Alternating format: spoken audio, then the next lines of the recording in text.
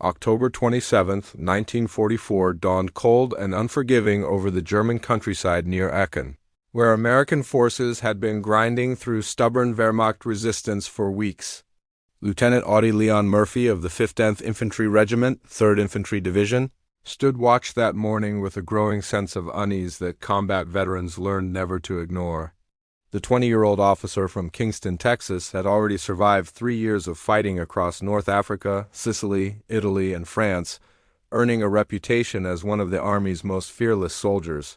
But nothing in his brutal education of war had prepared him for what the next hour would demand of him. The day began with deceptive quietness along the American lines positioned in the frost-covered fields south of Holzwihr, a small Alsatian village that had changed hands multiple times during the autumn campaign. Murphy's company had been reduced to just 19 men through weeks of relentless combat, their faces hollow with exhaustion, their uniforms stiff with mud and blood. They occupied a vulnerable salient, a finger of American advancement poked dangerously into German-held territory, surrounded on 3 sides by enemy positions hidden in the thick Vosges mountain forests. Every soldier knew they were exposed, but orders were orders, and the push toward the Rhine River could not slow. Around 10 o'clock in the morning, the German counterattack began with terrifying suddenness. Artillery shells screamed overhead, exploding among the thin American positions with devastating accuracy. Murphy watched through his binoculars as 6 Panzer tanks materialized from the tree line approximately 200 yards distant, their engines growling like mechanical beasts as they rumbled forward through the frozen fields. Behind the tanks came the infantry, at least 250 German soldiers advancing in disciplined formation, their field-gray uniforms blending eerily with the winter landscape. The young lieutenant's stomach tightened as he calculated the impossible mathematics of survival, his 19 men against this overwhelming force. Within minutes, the German shells found their mark. An M10 tank destroyer attached to Murphy's unit took a direct hit, erupting in a geyser of flame and black smoke. The crew bailed out, some on fire, rolling desperately in the frozen dirt to extinguish the flames consuming their uniforms. Murphy ordered his men to fall back to a secondary position, knowing their current line could not hold against armor and superior numbers. As his soldiers retreated through a communications trench, Murphy remained behind with his forward observer, directing artillery fire onto the advancing Germans. The radio crackled with urgent voices as American artillery batteries miles to the rear adjusted their coordinates, trying to create a wall of steel between Murphy's position and the enemy. The first M10 wasn't the only American armor knocked out of action. Another tank destroyer, positioned closer to Murphy's command post, took a glancing blow that disabled its engine, leaving it immobilized but with its main gun still operational. The crew abandoned it without hesitation, running for cover as German machine gun fire kicked up fountains of dirt around their fleeing forms. Murphy watched the burning and disabled vehicles with a soldier's pragmatic eye, already calculating possibilities, already planning the impossible. The situation deteriorated with nightmarish speed as German forces pressed their advantage, sensing the Americans were on the verge of collapse. Murphy's forward observer, a young private whose hands shook as he gripped the radio handset, suddenly went pale and pointed toward the tree line where German infantry had emerged into the open, now only 100 yards away and closing. The enemy moved with the confidence of soldiers who knew they outnumbered their opponents 10-1. Murphy could see their faces now, could distinguish officers from enlisted men, could see the steam of their breath in the cold October air. Behind them, the panzer tanks continued their methodical advance, turrets swiveling as they searched for targets, their long 75mm guns capable of reducing Murphy's remaining positions to rubble. Murphy grabbed the radio from his observer and called for a concentrated artillery barrage directly on the German position, danger close to his own location. The artillery commander on the other end hesitated, warning that the shells would fall within feet of the American lines, that the risk of friendly fire casualties was enormous. Murphy's response was terse and profane: better to risk American artillery than guarantee German bullets. Within seconds, the first salvo screamed overhead and crashed into the advancing German formation, throwing bodies and equipment skyward in volcanic eruptions of earth and fire. But still they came, the German commander pushing his men forward through the artillery fire, knowing that momentum was everything in assault warfare. It was then that Murphy made the decision that would define the rest of his life. The disabled M10 tank destroyer sat approximately 50 yards behind his position, still burning from the earlier hit but not fully engulfed. Its .50 caliber machine gun mounted on the turret appeared intact, and Murphy realized it offered something his current position did not: an elevated firing platform with clear fields of fire across the entire killing zone. Without explaining his intentions to his remaining men, Murphy sprinted across the open ground toward the burning tank destroyer, German bullets snapping past his head like angry hornets. Several rounds struck the frozen ground at his feet, sending up sprays of ice and dirt, but Murphy reached the vehicle and scrambled onto its deck, feeling the sickening heat radiating from the internal fire, even through the armor plating. According to historical accounts documented in multiple sources, including the official Army records archived at the National Personnel Records Center, Murphy discovered the .50 caliber machine gun was not only functional, but had a full ammunition belt loaded and ready. He yanked back the charging handle, felt the satisfying clack of the bolt seating around, and immediately opened fire on the nearest German infantry squad. The heavy machine gun roared to life, its distinctive hammering sound cutting through the chaos of battle. The German soldiers, who had been advancing confidently moments before, suddenly found themselves under devastating accurate fire from an unexpected direction. Murphy traversed the gun left and right, firing in short controlled bursts exactly as his training had taught him, dropping enemy soldiers with mechanical efficiency. But Murphy's exposed position on the burning tank destroyer made him an immediate priority target for every German weapon in range. Rifles, machine guns, and even the tank cannons began concentrating fire on his position. Bullets sparked off the turret around him, creating a deadly light show of ricochets and impacts. The tank beneath him grew hotter by the minute as internal fires consumed fuel and ammunition, creating a ticking time bomb that could detonate at any moment. Murphy could smell gasoline, could feel the deck plates becoming uncomfortably hot beneath his boots, but he refused to abandon his position. He had found the perfect defensive position, and abandoning it meant condemning his men to certain death or capture. The German commander, recognizing that this single American machine gunner was disrupting his entire assault, ordered a platoon-strength element to flank Murphy's position. Approximately 50 German soldiers began a coordinated movement through a shallow depression to Murphy's right, attempting to use the terrain for cover as they maneuvered to attack the burning tank from its vulnerable side. Murphy spotted the flanking movement immediately, his combat-hardened instincts reading the battlefield with the clarity of a chess grandmaster, anticipating his opponent's strategy 3 moves ahead. The German platoon thought they were being clever, using a small creek bed for concealment as they tried to work around Murphy's right flank, but their commander had underestimated the elevation advantage Murphy's position provided. From atop the tank destroyer, Murphy could see over the slight depression that the Germans believed was hiding them, could track their progress through the winterbear brush that provided concealment from ground level, but not from above. He waited with the patience of a hunter, letting them commit to their movement, letting them believe they were succeeding, all while his finger rested lightly on the .50 caliber's trigger. When the lead German soldiers emerged from the creek bed, thinking they had achieved their flanking position, Murphy swiveled the heavy machine gun with practiced smoothness and opened fire. The .50 caliber rounds, each 1/2 inch in diameter and traveling at nearly 3,000 feet per second, tore through the German formation with devastating effect.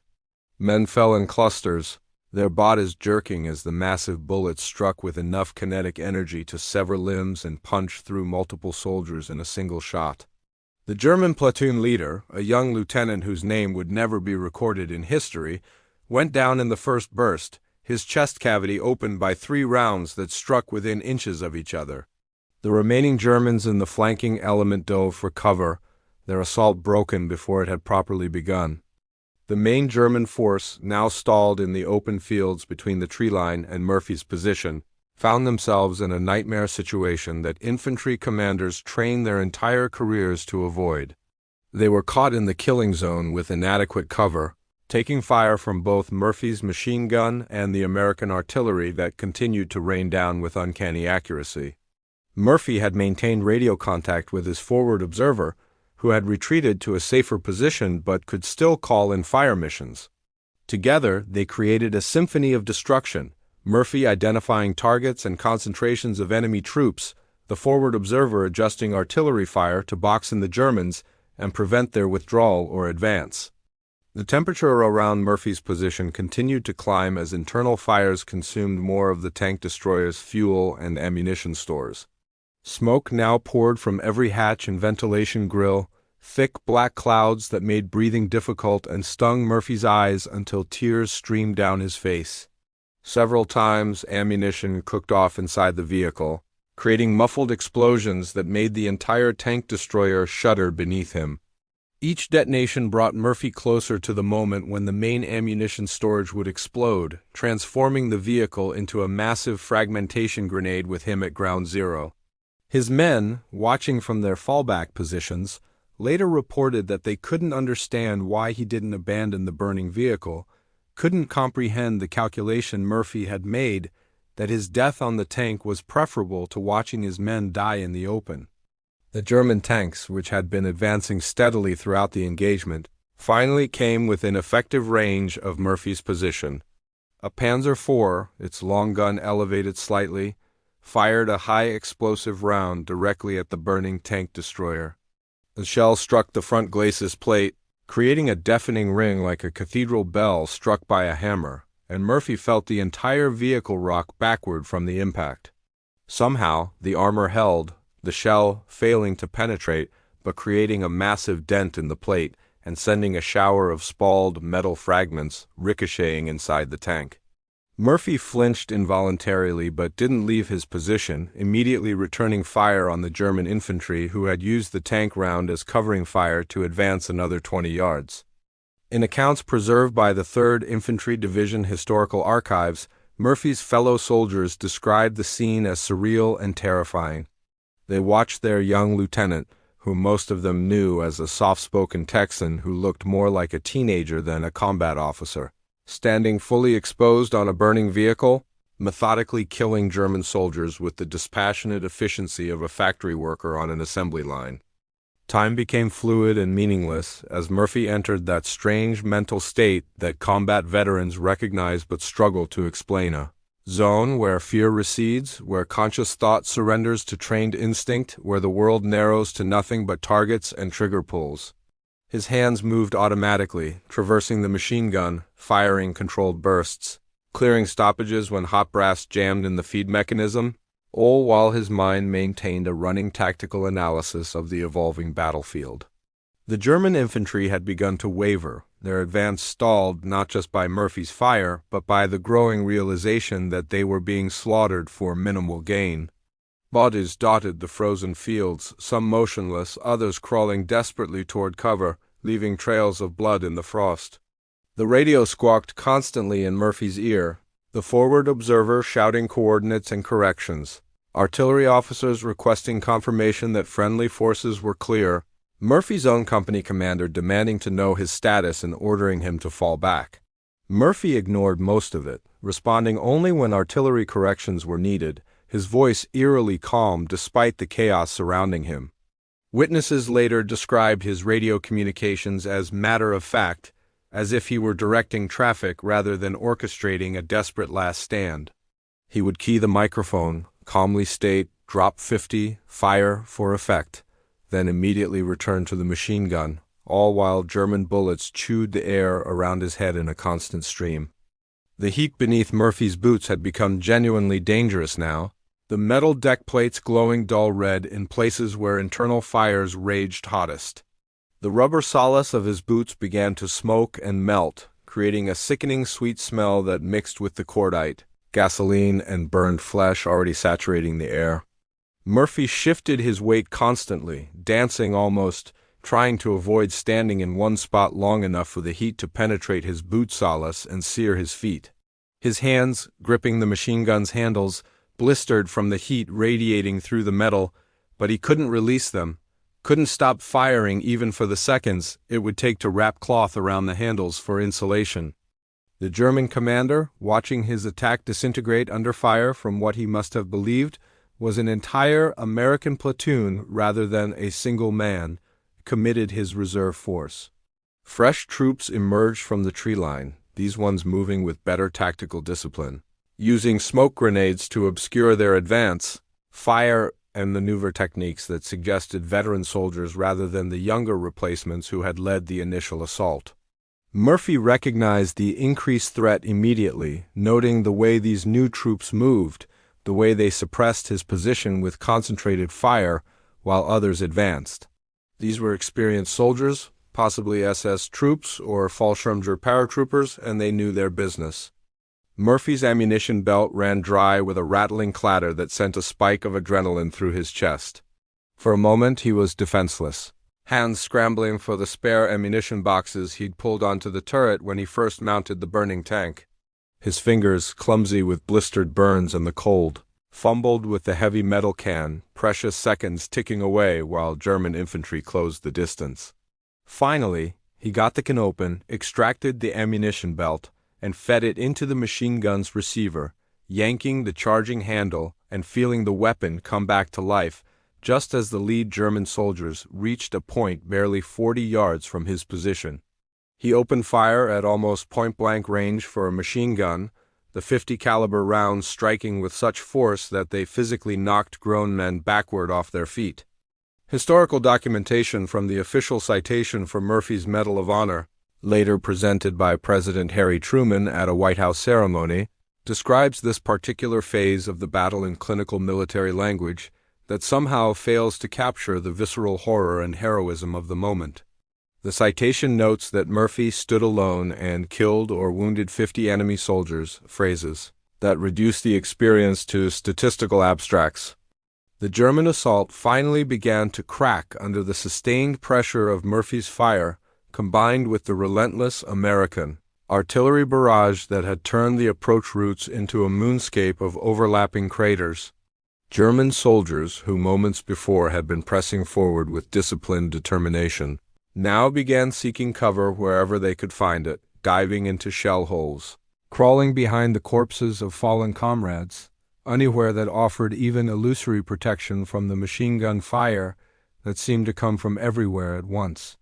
The German tanks, which should have been decisive weapons in this fight, held back, their commanders apparently unwilling to advance into the artillery kill zone or risk becoming the next target for the madman on the burning tank destroyer.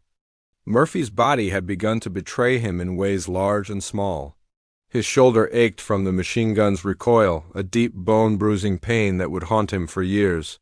His hands had moved beyond pain into numbness, the nerve endings in his fingertips damaged by heat and cold and constant vibration.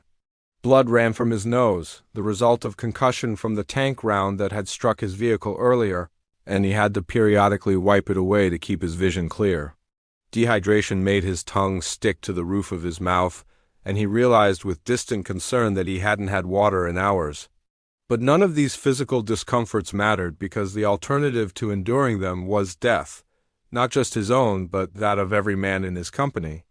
The German officers, viewing the stalled assault through binoculars from their command post in the tree line, must have been having urgent discussions about whether to continue the attack, to withdraw and try a different approach, or to simply saturate Murphy's position with tank fire until nothing remained. Murphy could see figures moving in the tree line, could imagine the heated arguments, the junior officers advocating for withdrawal, the senior commander insisting that they had committed too much to turn back now. Whatever internal debate transpired among the German leadership, the result was another push, another wave of infantry rising from their meager cover and advancing toward Murphy's position, this time with renewed desperation rather than confidence. Murphy met them with the same mechanical efficiency he had demonstrated for the past 40 minutes, the machine gun bucking in his hands, brass casings streaming from the ejection port in a golden waterfall that piled around his feet on the hot metal deck. He had long since stopped thinking of the figures in his sights as human beings with families and hopes and fears. They were targets, problems to be solved, threats to be neutralized. This psychological distancing, this ability to reduce killing to an intellectual exercise, was both Murphy's greatest weapon and the seed of the nightmares that would plague him for the remaining 46 years of his life. But in this moment, in this hour, it kept him alive and kept him fighting when lesser men would have broken. The tank destroyer beneath Murphy finally reached its breaking point. With a deep groaning sound that resonated through the vehicle's frame, something catastrophic failed in the internal structure. Murphy felt the deck cant suddenly to the right as a suspension component melted or broke, nearly throwing him from his precarious perch. He grabbed the machine gun mount to steady himself, ignoring the searing pain as his already blistered palms made contact with sun-hot metal. The entire vehicle was now listing like a sinking ship, and Murphy had to brace himself at an awkward angle to maintain control of the weapon. Smoke now poured so thickly from every opening that Murphy was effectively firing blind half the time, aiming at muzzle flashes and shadows rather than clearly visible targets. From their positions behind Murphy, American artillery forward observers later reported that they thought Murphy was surely dead, that no one could survive the inferno that the tank destroyer had become. They had stopped trying to establish radio contact, assuming his radio had melted or that he had been killed by the German fire that had been concentrating on his position for nearly an hour. When Murphy's voice suddenly crackled over the radio net, calmly requesting an artillery adjustment to catch a German squad attempting to flank through a drainage ditch, multiple witnesses reported feeling their spines tingle at the supernatural quality of that calm, measured voice emerging from what appeared to be hell itself. The moment that would later be identified as the turning point of the engagement came when Murphy's machine gun suddenly went silent, not from lack of ammunition but because the barrel had finally failed under sustained firing. The heavy .50 caliber barrels were designed for sustained fire, built to withstand thousands of rounds before requiring replacement, but even the finest engineering has limits. Murphy had been firing almost continuously for 50 minutes, thousands of rounds pushing the barrel beyond its design specifications. The barrel began to warp from the heat, causing rounds to tumble rather than spin properly, then to keyhole through the air, accuracy degrading with each shot until finally the barrel cracked longitudinally, splitting open like an overripe fruit. Murphy pulled the trigger and nothing happened, just a clicking sound as the firing pin struck primers, but the warped mechanism failed to chamber rounds properly. For a moment that stretched into eternity, Murphy stood on the burning tank, defenseless, while German infantry who had been pinned down by his fire suddenly realized that the shooting had stopped. Heads popped up from cover, weapons swiveled toward his position, and Murphy knew with absolute certainty that he was about to die. His hands moved automatically, drawing his sidearm, a standard issue Colt and 1911 pistol that felt absurdly inadequate after the devastating power of the .50 caliber machine gun. He fired his pistol at the nearest German soldiers, the small .45 caliber rounds seeming pathetic compared to the machine gun, knowing he might get off 7 shots before they cut him down. But something extraordinary happened in that moment of Murphy's greatest vulnerability. The German assault, which had been wavering for the past 20 minutes, finally broke completely. The German soldiers, who had watched this single American stand against their entire force for nearly an hour, who had seen their comrades mowed down in windrows, who had advanced through artillery fire and across fields of their own dead, decided collectively and without orders that they had had enough. The psychological impact of Murphy's stand had been more devastating than the physical casualties he inflicted. When he stood on that burning tank, seemingly immune to bullets and artillery, refusing to die or retreat, he had broken something fundamental in the German attackers' will. They began to withdraw, first individually, then in small groups, finally in a general retreat back toward the tree line. Murphy watched them go with his pistol still extended, unable to quite believe what he was seeing. The German tanks, which had been providing covering fire, began reversing, their commanders apparently deciding that supporting infantry who were in full retreat was pointless. Within 5 minutes, the battlefield that had been filled with the sounds of combat machine gun fire, artillery explosions, shouted orders, screaming wounded fell eerily silent except for the moans of injured soldiers scattered across the frozen ground. Murphy stood alone on his burning perch, swaying slightly from exhaustion and blood loss he hadn't realized he'd suffered, watching the last German soldiers disappear into the tree line. It was only then, with the immediate threat gone, that Murphy's body seemed to remember it had been standing on a vehicle that was actively on fire and could explode at any moment. He holstered his pistol and climbed down from the tank destroyer with movements that were slow and clumsy, his legs nearly buckling as his boots touched solid ground. He had been tensed for so long, adrenaline sustaining him through the impossible hour, that the sudden absence of threat left him feeling hollow and weak. Other American soldiers began emerging from their defensive positions, running toward him, their faces showing a mixture of relief, amazement, and something approaching religious awe. Murphy's company commander reached him first, grabbing him by the shoulders and shaking him as if to verify he was real and not some ghost or hallucination. The commander later reported that Murphy's first words after climbing down from the tank were characteristically understated. "They were getting pretty close." The commander looked at the burning tank destroyer, at the hundreds of spent brass casings scattered around its base, at the bodies dotting the field beyond, and could find no adequate response to that massive understatement. Within minutes, medics surrounded Murphy, examining him for wounds, treating his burned hands and feet, checking for concussion, while he protested that he was fine and asked about his men's status. The burning tank destroyer that had been Murphy's fortress for the past hour finally succumbed to its injuries 20 minutes after he dismounted, the main ammunition storage detonating in a massive explosion that sent the turret spinning 30 feet into the air and created a crater where the vehicle had stood. The battlefield in the hours following Murphy's stand resembled something from Dante's descriptions of the Inferno, a frozen hellscape populated by the dead and dying, where medics moved among the casualties trying to separate those who could be saved from those beyond help. American graves registration teams, wearing gas masks against the smell, began the grim work of recovering bodies, both American and German, tagging them and arranging them in neat rows that somehow seemed obscene in their orderliness.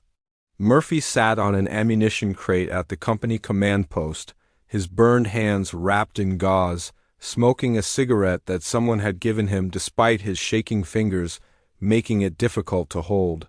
He watched the recovery operations with hollow eyes, his mind somewhere else entirely, perhaps still standing on that burning tank, perhaps nowhere at all. The German casualty count began to take shape as daylight waned and intelligence officers compiled their reports. The official after-action report, filed by Murphy's regimental commander and later reviewed by division headquarters, estimated that Murphy had personally killed or wounded approximately 50 German soldiers during his hour-long stand. With artillery fire, he directed accounting for many more.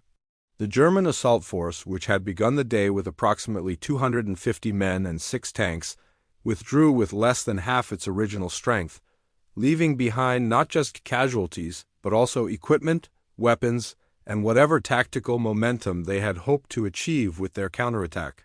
The American line, which had seemed certain to collapse under the German assault, held firm, and the planned German breakthrough to recapture Holzwehr never materialized. But numbers and statistics, Murphy knew even then, told only the smallest part of the story. They couldn't capture the faces of the men he had killed, the specific moments when his rounds found their targets and young men, German boys, really many of them probably younger than his own 20 years, fell and did not rise. They couldn't quantify the weight that now pressed on his chest when he tried to sleep, or the way his hands shook uncontrollably for hours after the adrenaline faded, or the strange disconnection he felt from his own body, as if he were watching himself from outside, unable to quite believe that the person who had done those things was him. Other soldiers clapped him on the back, called him a hero, spoke in awed tones about his bravery, and Murphy smiled thinly and said nothing, because what could he say that they would understand? The formal recognition came swiftly, moving through military channels with unusual speed. Murphy's company commander submitted him for the Medal of Honor within 48 hours of the engagement, his recommendation passing through battalion, regimental, and division levels with universal approval. Witness statements from the survivors of Murphy's company provided corroborating details. each soldier adding pieces to the mosaic of that impossible hour. The artillery forward observer described Murphy's calm radio communications from the burning tank. Other soldiers testified to the accuracy of his fire, to the moment when they thought he was surely dead, but he kept fighting, to the psychological impact his stand had on both the Americans he was protecting and the Germans he was killing. On June 11, 1945, less than 8 months after the engagement at Holzwehr, Murphy stood in the White House and received the Medal of Honor from President Truman, joining the ranks of America's most decorated soldiers. The citation praised his indomitable courage and noted that his actions enabled his company to form a defensive line and repel the enemy. Murphy accepted the medal with characteristic modesty, later telling reporters that he was accepting it on behalf of his fallen comrades, those who hadn't survived to receive their own recognition. The public relations machine of the military and the government had found in Murphy the perfect symbol of American martial virtue: young, handsome, soft-spoken, and impossibly brave. They made him the face of American fighting men, put him on magazine covers, and sent him on publicity tours, never quite understanding that the man they were celebrating was already beginning to crumble under the weight of what he had done and seen. The war ended in Europe 3 days after Murphy received his Medal of Honor, though Japan would fight on until August. Murphy remained in Germany with occupation forces, serving in a vastly different capacity than the combat role that had defined him. The transition from warrior to peacekeeping soldier proved difficult for Murphy, as it did for many combat veterans who found that the skills that kept them alive in battle hypervigilance, instant aggression, suspicion of everyone were maladaptive in peace. Murphy's life after Holzwehr became in many ways a second battle, this one against an enemy that couldn't be defeated with bullets or bravery, the psychological aftermath of sustained combat trauma that the military of that era called battle fatigue and later generations would recognize as post-traumatic stress disorder. He returned to the United States a national hero, the most decorated American soldier of World War II, with 33 awards and decorations including the Medal of Honor, Distinguished Service Cross, 2 Silver Stars, and the Legion of Merit. Hollywood beckoned almost immediately, offering him a chance to recreate his heroism on screen, and Murphy accepted. Partly for financial reasons, he sent most of his earnings to his impoverished family in Texas, and partly because acting gave him something to do besides remember. His film career spanned 2 decades and more than 40 films, including the 1955 autobiographical war film To Hell and Back, in which Murphy portrayed himself, reenacting the very battles that haunted his dreams. Critics found it surreal to watch Murphy playing Murphy, the real warrior pretending to be a warrior, and wondered how he could bear to revisit those memories. What they didn't understand was that for Murphy, the memories never left, so reliving them on film was no more traumatic than simply existing. He spoke openly, unusually so for his era, about his nightmares, his depression, his inability to sleep without a loaded pistol under his pillow, his startled responses that left him dangerous to anyone who woke him suddenly. He became one of the first prominent advocates for recognition and treatment of combat trauma, testifying before Congress about the needs of veterans, funding research into what would eventually be called PTSD. The event at Holzwehr on October 27, 1944, remained both the defining moment of Murphy's life and the source of his deepest pain. In interviews conducted decades later, Murphy expressed not pride in his actions that day, but a kind of bewildered sadness, a wondering about the German soldiers he had killed. He would ask reporters rhetorically whether those men had children, whether their families knew how they died, whether anyone remembered them. These were not the reflections the public wanted from their war hero. They wanted confidence, certainty, uncomplicated heroism.